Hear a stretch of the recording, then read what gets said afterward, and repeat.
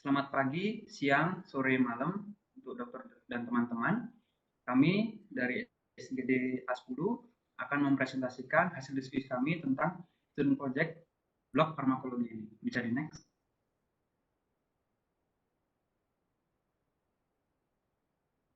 Berikut anggota dari SGD A10. Baik, untuk case-nya itu adalah 8 years old man came to the public health center with a sign of white spots on the whole skin. In the examination of KOH 20%, short CV and scores were obtained. He lives at Orphanex since 2 years ago. Next.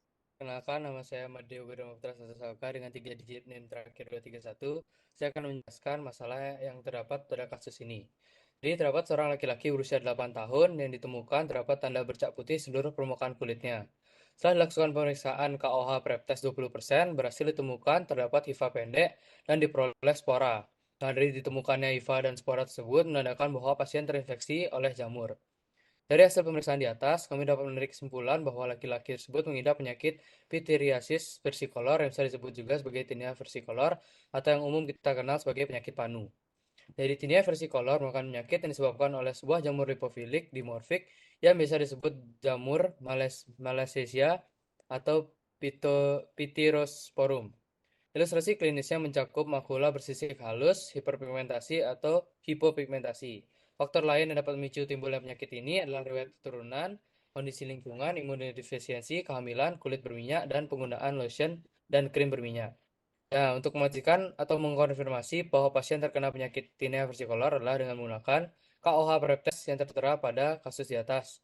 Jadi, setelah kita melakukan tes tersebut, apabila ditemukan kelompok sel ragi seperti anggur dan hifa panjang dengan kelompok spora, maka pasien terkena penyakit tinea versicolor. Terima kasih. Baik, mohon izin melanjutkan mengenai spesifik dan terapi yang objektif.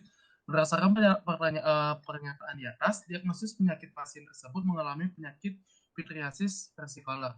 Penyakit ini disebabkan oleh jamur komensal pora kulit normal.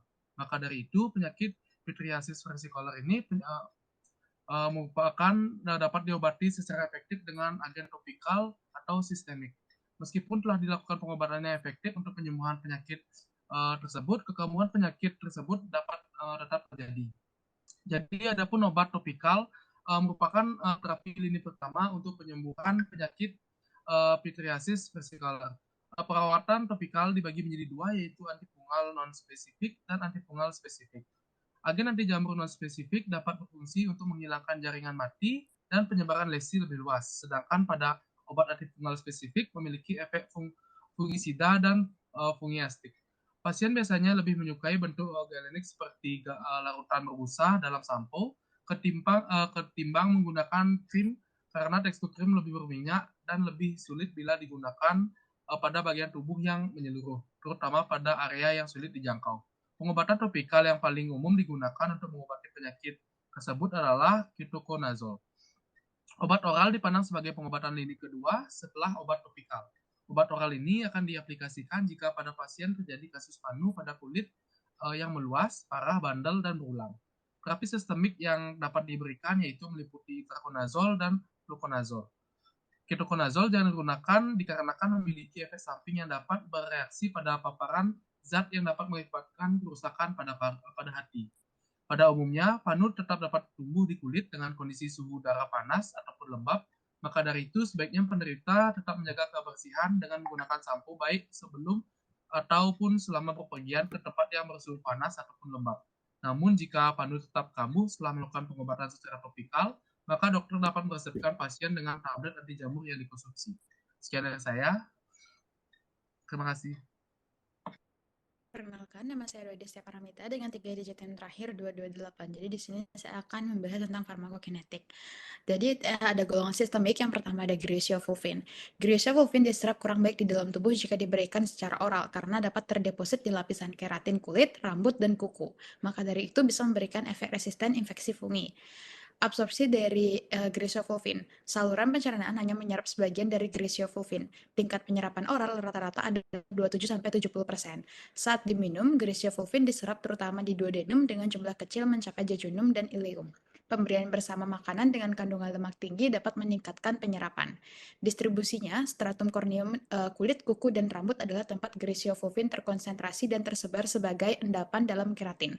Protein plasma, terutama albumin, akan mengikat sekitar 84% griseofulvin yang ada. Penghalang daerah plasenta dapat dilintasi oleh griseofulvin. Metabolismenya, enzim hati CYP3A4 secara ekstensif memetabolisme griseofulvin di hati. 6-desmetil-griseofulvin dan konjugat glukorinidanya adalah bentuk metabolit griseofulvin. Eliminasinya, kurang dari 1% griseofulvin diekskresikan utuh, sebagian besar diekskresikan sebagai metabolit. Dalam waktu sekitar 5 hari, griseofulvin juga diekskresikan dalam bentuk obat yang tidak berubah melalui feses. Waktu paruh eliminasi kira-kira 9-24 jam. Next slide.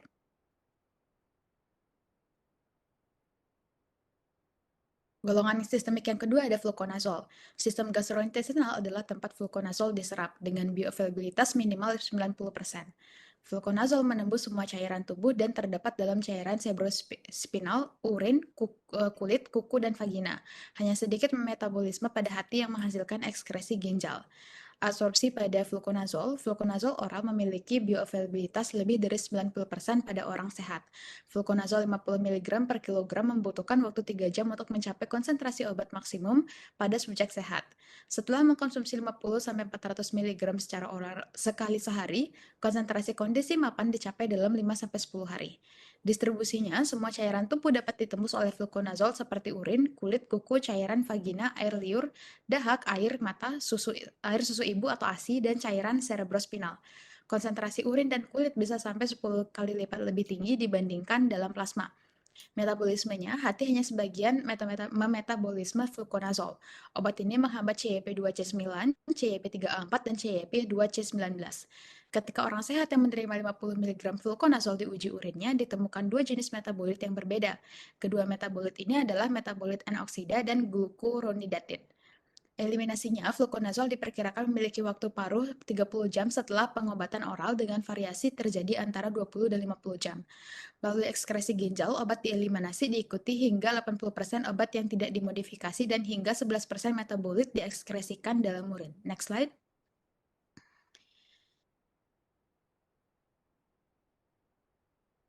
Golongan sistemik yang ketiga ada itraconazole. Distribusi itraconazole ke banyak organ sangat luas. Penggunaan itraconazole secara oral menghasilkan penyerapan yang cepat. Sistem isoenzim CYP3A4 membantu kemampuan hati untuk memetabolisme obat ini. Sebagian besar obat-obatan ini dihilangkan melalui urin dan feses. Absorpsinya, itraconazole cepat diserap oleh tubuh. Tingkat penyerapan bervariasi dengan bantuan asam lambung. Penyerapan formulasi kapsul dan tablet terjadi lebih cepat setelah makan. Konsentrasi plasma puncak dicapai dalam 2,5 jam pengobatan larutan oral dan antara 2-5 jam pemberian tablet atau kapsul.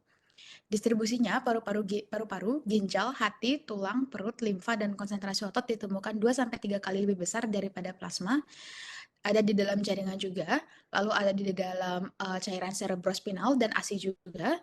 Sekitar 99,6% protein yang dari albumin itu berikatan dengan itraconazole. Metabolismenya, hati adalah tempat sebagian besar itraconazole di metabolisme, termasuk menjadi metabolit utamanya yaitu hidroksilik trokanazol. Sistem isoenzim sitokrom P453A4 terutama membantu metabolisme itraconazole. Eliminasinya, itraconazole dieliminasi melalui urin sebesar 35% dalam bentuk metabolit tidak aktif dan 1% dalam bentuk obat aktif. Selain itu, 54% dari eliminasi obat ini terjadi melalui feses. Sekian dari saya, dilanjutkan oleh teman saya. Izin masuk, untuk golongan yang topikal ini, kasus menerangkan bahwa anak berumur 8 tahun terkena penyakit panu. Obat yang aman digunakan untuk anak tersebut merupakan obat golongan topikal sediaan sampo. Terdapat beberapa pilihan obat yang bisa digunakan dengan sediaan sampo, antara lain yang pertama itu ada ketoconazole, selenium sulfida, zinc pyridine. Jadi obat dalam sediaan sampo tersebut belum terdapat penelitian tentang farmakokinetiknya, tetapi dapat dipastikan bahwa sampo yang mengandung ketoconazole, selenium sulfat, dan zinc pyridine dapat menghilangkan panu yang terdapat pada kulit kepala, kuku, dan rambut. Mungkin bisa di next. Perkenalkan, nama saya Natasha Kathleen Jaja dengan 3 digit NIM terakhir 240. Untuk farmakodinamik golongan sistemik, yang pertama itu griseofulvin. Griseofulvin dapat mengatasi infeksi akibat spesies jamur Trichofiton, Microsporum, dan Epidermophyton. Griseofulvin menginhibisi pembelahan sel jamur pada metafase dengan cara merusak spindle struktur mitosis sel jamur dan juga dengan cara perikatan pada mikrotubulus alfa dan beta. Griseofulvin juga dapat mempengaruhi produksi deoksiribonukleik acid atau DNA. Selain itu, griseofulvin juga dapat berikatan pada keratin tubuh manusia yang dimana menyebabkan resistensi terhadap infeksi fungal. Yang kedua yaitu itraconazole. Itraconazole adalah anti jamur yang termasuk dalam golongan imidazole atau triazole. Cara kerja itraconazole yaitu dengan cara selektif dengan menghambat enzim sitokrom P450 sterol alfa demetilasi jamur. Inhibisi enzim ini menghambat proses pembentukan membran sel jamur. Selain itu, itraconazole menunjukkan aktivitas in vitro yang dapat melawan Streptococcus neoformans dan Candida spp. Bisa di next. Untuk yang terakhir yaitu fluconazole. Fluconazole bekerja pada enzim sitokrom P450 yaitu lanosterol 14 alfa demetilasi yang berfungsi untuk mengubah lanosterol menjadi ergosterol.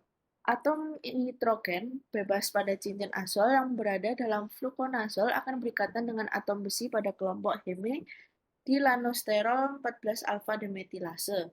Ikatan yang terjadi ini akan mengakibatkan aktivitas oksigen yang pada akhirnya menghambat demetilasi lanosterol. Akibatnya, produksi ergosterol terhenti, sehingga menyebabkan hambatan sintesis dan pertumbuhan dinding sel jamur. Selain itu, terjadi akumulasi 14 alfa-metilsterol yang bersifat toksik pada membran sel dan dapat menghentikan pertumbuhan sel. Efek fungistatik dari fluconazole dapat dilihat pada spesies jamur penyebab Candida oral atau Candida mucocutan, misalnya Candida albicans, Candida glabrata, dan Candida parapsilosis, serta pada Cryptococcus neoformans. Sekian dari saya, mungkin bisa dilanjutkan oleh teman saya. Izin melanjutkan, untuk yang golongan topikal ada zinc spiridium. Zinc berhubungan erat dengan perannya di dalam tubuh sebagai unsur mineral yang penting. Zinc memiliki 3 peran utama dalam tubuh, yaitu peran katalitik, struktural, dan regulatori. Zinc juga berperan dalam berbagai aspek proses metabolisme seluler, antara lain sintesis protein, proses pembelahan sel, proses penyembuhan luka, aktivitas katalitik terhadap sekitar 200 enzim, dan sebagai kofaktor pada lebih dari 300 enzim yang mempengaruhi fungsi berbagai organ. Mungkin bisa di next. Ada ketoconazole. Ketoconazole merupakan obat azol pertama yang digunakan oleh klinisi untuk mengobati infeksi fungal. Ketoconazole bekerja dengan memblok sintesis dari ergosterol melalui inhibisi pada sitokrom P450 pada enzim ionosterol 14A demetilase. Karena enzim tersebut diinhibisi, maka lanosterol tidak dapat melakukan konversi menjadi ergosterol pada sel membran fungal. Ergosterol yang tidak dapat terbentuk dan semakin tipis pada dinding membran sel akan menyebabkan struktur dan fungsi pada membran sel menjadi lemah. Dan yang terakhir ada selenium sulfate. Selenium sulfate ini merupakan anti-seborrheic cair anti jamur untuk aplikasi topikal saja. Selenium sulfide saat ini diindikasikan untuk pengobatan pityriasis versicolor dan dermatitis seborrheic pada kulit kepala. Selenium sulfida juga telah terbukti menjadi adjuvan yang efektif dengan griseofulvin dalam pengobatan tinea capitis. Selenium tampaknya memiliki efek sitostatik pada sel-sel epidermis dan epithel follicle perverti. Ini memungkinkan pelepasan jamur di stratum korneum melalui pengurangan adesit corneosid. Mungkin bisa di next. Baik, izin melanjutkan. Sebelumnya perkenalkan, nama saya Yudis Cita dengan 3 digit NIM terakhir 234. Jadi safety dari obat-obat tersebut, yang pertama itu dari golongan sistemik. Yang pertama itu griseofulvin, efeknya itu susah tidur, kulit kemerahan, gatal-gatal, sakit kepala, mual, muntah, dan mak, serta ada diare. Lalu yang kedua, itraconazole, efeknya itu mual, muntah, sakit perut, kembung atau heartburn. Lalu yang kedua itu sakit kepala, pusing, kantuk lemas, diare atau justru sembelit, nyeri otot atau nyeri sendi, gusi berdarah, dan pusing. Lalu yang ketiga ada fluconazole, efeknya itu sakit kepala, nyeri perut, diare, pusing, mual, ruam kulit, gangguan ginjal, dan leukopenia. Bisa dilanjutkan? Bisa di next. Lalu untuk golongan yang topikal itu ada zinpiritinun, efeknya itu kulit kemerahan, terasa panas, mengelupas dan sensasi panas jika terkena mata, mulut atau hidung.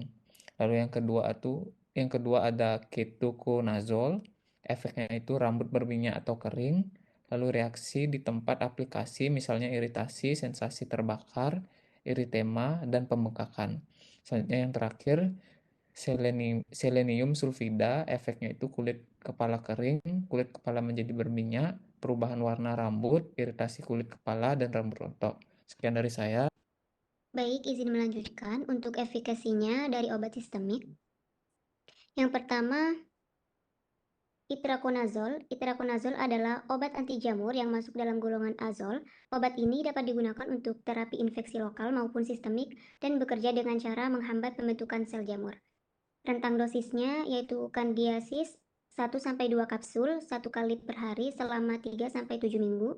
Dalam kasus invasif, dosis dinaikkan menjadi 2 kali per hari. Sporotrikosis 1 kapsul 1 kali per hari selama 3 bulan. Untuk parakoksidiodomikosis 1 kapsul 1 kali per hari selama 6 bulan. Untuk yang kedua, fluconazole. Fluconazole adalah obat anti jamur yang digunakan untuk mengatasi infeksi jamur, khususnya infeksi Candida pada vagina, mulut tenggorokan, dan aliran darah. Rentang dosisnya untuk dewasa yaitu 150 mg 1 kali per 3 hari dengan total 3 dosis atau hari 1, 4, dan 7. Diikuti dosis pemeliharaan 150 mg 1 kali seminggu selama 6 bulan. Yang ketiga yaitu griseofulvin. Griseofulvin adalah obat untuk mengatasi infeksi jamur, terutama di kulit kepala atau tinea capitis, serta kuku tangan atau kuku kaki atau tinea unguium. Rentang dosisnya untuk dewasa yaitu 500 mg per hari, 1 kali sehari atau 250 mg 2 kali sehari. Untuk infeksi yang lebih berat, pemakaiannya 1000 mg 1 kali sehari atau 500 mg 2 kali sehari.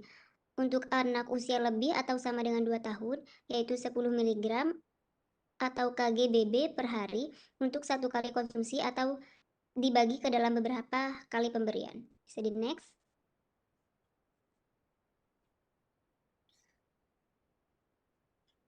Untuk obat topikal yaitu ketoconazole. Ketoconazole adalah obat yang digunakan untuk mengobati infeksi kulit kepala seperti dermatitis, seborrheic ringan, dan ketombe yang disebabkan oleh Pityrosporum oval. Rentang dosisnya untuk dewasa 200 mg per hari bersama makanan, biasanya untuk 14 hari. Jika setelah 14 hari respon tidak memadai, lanjutkan hingga setidaknya 1 minggu setelah gejala hilang dan kultur menjadi negatif. Maksimumnya yaitu 400 mg per hari. Yang kedua, selenium sulfida. Selenium sulfida adalah obat yang bisa dipakai untuk mengatasi masalah kulit kepala seperti ketombe dan dermatitis seborrheic dan paru atau tinea versicolor. Rentang dosisnya untuk orang dewasa dan anak usia 5 tahun ke atas berdasarkan kondisi yang akan diatasi. Kondisi ketombe dermatitis seborrheic sebagai sampo dengan kandungannya selenium sulfide 1%. Digunakan 1-2 kali seminggu selama 2 minggu. Untuk kondisi panu sebagai obat oles dengan kandungan selenium sulfide 2,5% dioleskan ke area yang bermasalah 1 kali sehari dalam seminggu. Yang terakhir yaitu zinc-pyrithione. Zinc-pyrithione adalah obat yang digunakan untuk mengatasi dermatitis seborrheic atau ketombe, psoriasis kulit kepala, dan jerawat. Untuk mengatasi dermatitis seborrheic tingkat sedang, National Eczema Foundation menyarankan penggunaan cleanser atau pembersih yang mengandung 2% zinc pyrithione, lalu dilanjutkan dengan menggunakan pelembab atau moisturizer Anda juga dapat mengoleskan krim tipis-tipis pada area kulit yang terinfeksi setiap hari. Sedangkan untuk mengatasi jerawat, gunakan sabun yang mengandung 2% zinc pyrithione. Komposisi tersebut mampu meringankan kemerahan dan gatal di wajah, juga mengurangi minyak di kulit akibat eksim dan dermatitis seborreik. Mungkin sekian dari saya. Baik, izin masuk. Perkenalkan, nama saya Muhammad Sarkuman dengan izin praktik 227. Jadi untuk suitability-nya ini yang pertama pada obat sistemik, yang pertama ada itraconazole. Itu kapsul, tablet, dan solusio. Fluconazole, sediaan obatnya itu tablet, kapsul, suspensi oral, dan solusio terinjeksi. Lalu graciofulvin itu sediaan obatnya tablet, kaplet, tablet salut, selaput, solusio. Lalu untuk obat topikalnya itu itraconazole. Sediaan obat, krim, tablet, dan sampo. Untuk selenium sulfida, sediaannya sampo dan lotion. Lalu untuk zinc pyrithione itu sediaan sampo dan krim. Bisa next ke cost-nya.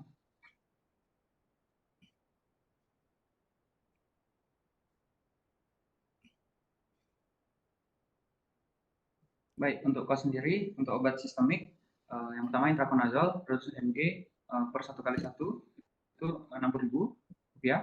Lalu fluconazole 150 mg kapsul itu rentangnya Rp6.000 sampai Rp34.200 per kapsul. Lalu graciofulvin 500 mg Rp17.800. Lalu untuk obat topikal itu ketoconazole dengan harga sampo 2% 60 ml itu harganya rentang di Rp46.700 sampai Rp57.000. Lalu selenium sulfida 120 ml itu Rp48.200. Dan untuk zinc pyrithione itu 20 gram di rentang harga Rp34.500. Sekian dari saya, terima kasih. Baik, izin melanjutkan. Sebelumnya perkenalkan, saya Narita dengan 3 digit NIM terakhir 242. Izin melanjutkan mengenai group of pharmacotherapeutic. Jadi dari yang sebelumnya sudah kami golongkan, di mana untuk di obat sistemiknya, untuk yang safety dapat dilihat pada tabel bahwa graciofulvin lebih aman dibandingkan pilihan obat lainnya. Mengenai efisiensi, graciofulvin juga lebih baik dibandingkan dengan pilihan obat lainnya. Untuk stability, fluconazole lebih baik, dan untuk cost-nya graciofulvin lebih baik dibandingkan obat lainnya. Untuk topical drug,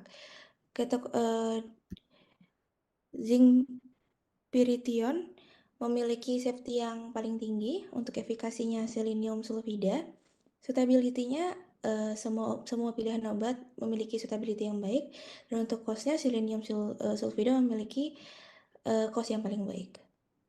Untuk determining of drug of choice-nya, pada kasus ini dikarenakan jamur sudah menyebar ke seluruh tubuh, jika digunakan obat topikal dalam bentuk krim akan membutuhkan jumlah krim yang banyak.